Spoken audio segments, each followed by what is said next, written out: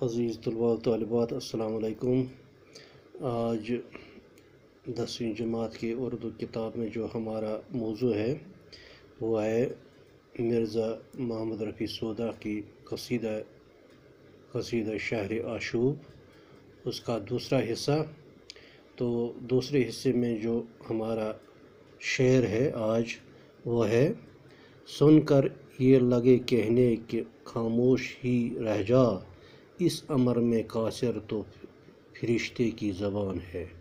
سن کر یہ لگے کہنے کہ خاموش ہی رہ جا، اس امر میں قاصر تو فرشتے کی زبان ہے۔ تو عزیز طلباء و طالبات، اس شعر میں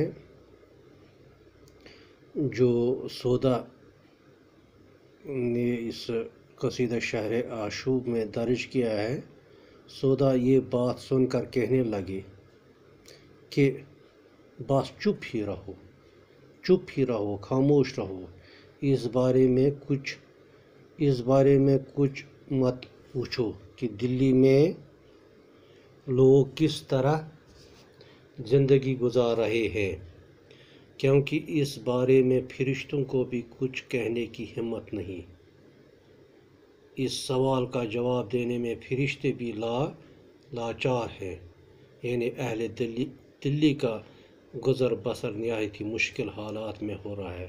یعنی سودا اس شعر میں دلی کے اجڑنے کا منظر پیش کرتے ہوئے فرماتے ہیں کہ چپ رہو، دلی کے بارے میں کچھ مت پوچھو، کچھ مت بولو، کیا ہو رہا ہے۔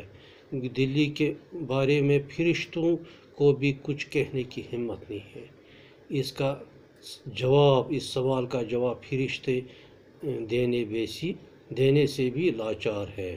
یعنی اس کا مطلب یہ ہے کہ اہل دلی کا گزر بسر نہایت ہی مشکل حالات میں ہو رہا ہے، بہت ہی مشکل حالات ہے دلی والوں کے لیے آج کا دور۔ تو اس کے بعد جو شعر اس شہر آشوب میں درج ہے وہ ہے: کیا کیا میں بتاؤں کہ زمانے میں کوئی شکل، کیا کیا میں بتاؤں کہ زمانے میں کوئی شکل ہے، وجہ معاش اپنی سوجس کا یہ بیان ہے۔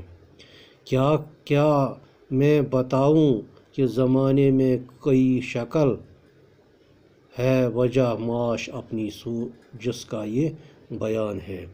کہتے ہیں کہ میں تمہیں کیا بتاؤں کہ زمانے کے کتنے رنگ ہیں، کیا بتاؤں آپ کو کہ اس زمانے کے کتنے رنگ ہیں، اور کس طرح لوگ اپنا پیٹ پالنے کے لیے مجبور ہیں۔ یہاں لوگوں کے ذریعے معاش طرح طرح کے ہیں، اور ان ہی روزی کے ذریعے کا ذکر میں کرنے جا رہا ہوں۔